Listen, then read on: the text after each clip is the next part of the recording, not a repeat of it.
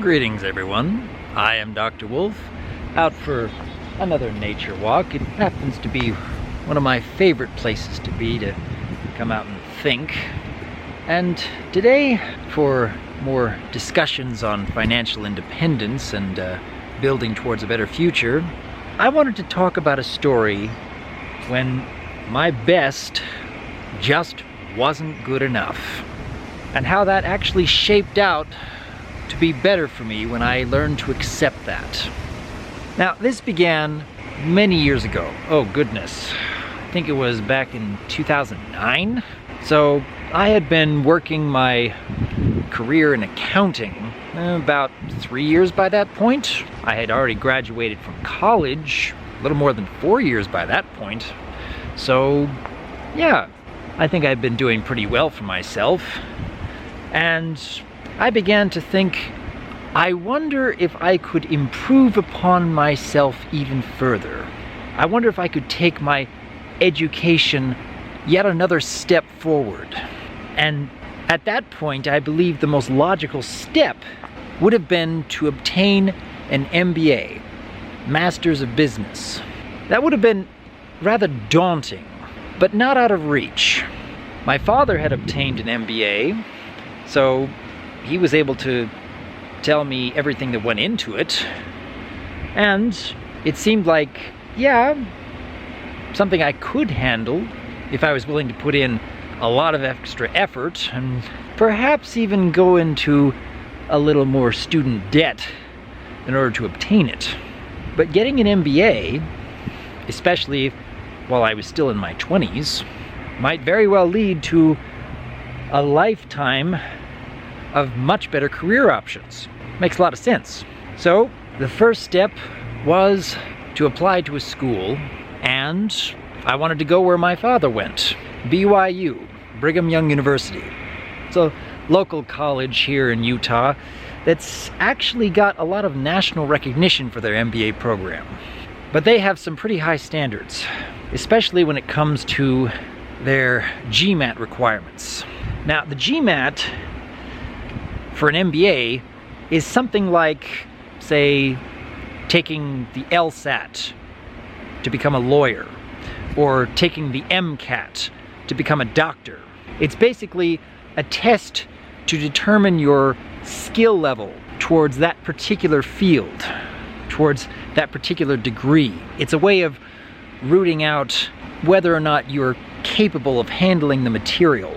And a GMAT is all about testing your analytical skills. And believe you me, that was a very difficult test, most particularly because BYU required a fairly high score in order to be a part of their program. So, after several months of studying and paying $250 just to take the test, I ended up getting a score of 640 out of 800, which is around the 84th percentile. I was feeling pretty good about it. It seemed like, yeah, I was well above the average. But for BYU, that was slightly below the average accepted applicant for their program. It was still within acceptable levels, but on the lower end. I was still hopeful though. I still put in my application. I attended a recruitment seminar, and I went even for an interview. And a couple of weeks later, I got a letter of rejection. And in that letter, they basically told me that my GMAT score just wasn't high enough. So I was determined to take that test again and show to them I can do better. I can do significantly better. I studied so much harder. I put in much more effort. I was determined to break this test. And oh my goodness, it is hard. After many months, this time even studying with other people, and yeah, I forgot to mention, it cost me some money to get some books to study and practice tests to take online. I paid another $250 and took the test again. And this time, after all of my efforts, I got a 700 out of a possible 800. And that put me in the 90th percentile. This time around, I was definitely above what BYU expected for their applicants. And I was feeling really confident. This time I was gonna get accepted. So I wanted to get into their program. I applied for their full-time program and I felt really good about the interview. They turned me down. I applied for their executive program where you're going part-time while working your full-time job. They still rejected me. I decided, well, maybe there are other schools around where they could accept me into their MBA programs. I went up to the University of Utah. I showed them that my GMAT score was way above what they were expecting their applicants to obtain. And again, I thought I had a really good interview. I thought I was a great fit for their program. They turned me down too. These time around, they didn't really give me any specific reasons. They just said that I didn't seem like a good fit. And that was really disheartening. From everything I could see, I was doing everything right. I was ticking off all the check marks. I had the drive.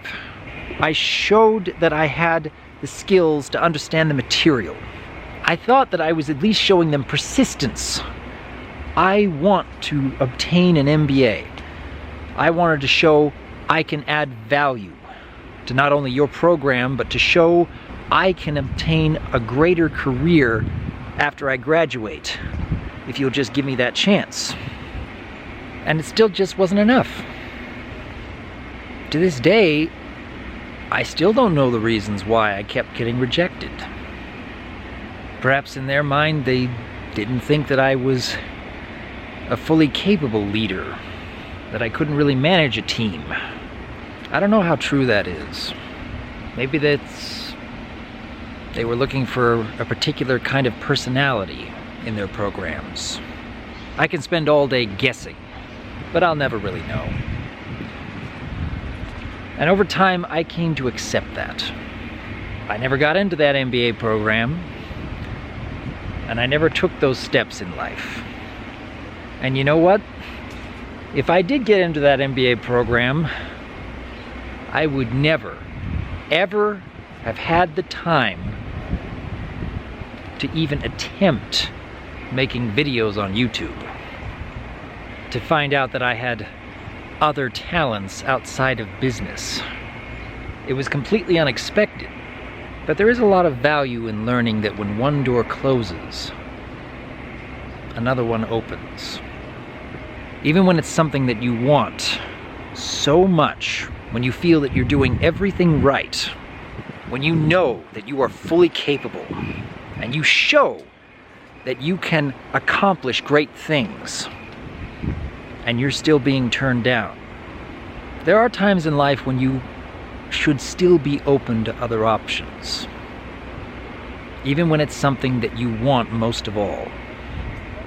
Would I have been happier if I got an MBA, got much deeper into the world of business, maybe started leading my own team? I don't know. I still feel capable of doing so, but I don't know if it would make me happier. But with everything I have accomplished since then, I think it has given me a lot of very good perspectives on life, and has allowed me so many more opportunities that I just never would have known existed, because I wasn't so laser focused on just that one thing. I hope people can remember that. Even when it comes to something that you want most, it's something that I think about a lot. I would like to hear in the comments about any similar stories that any of you might have. Not only because I'm interested to see how you have responded to such experiences, but also because your stories may help to give others a new perspective as well. Think on that. And until next time, I am Dr. Wolf, and I look forward to hearing from you.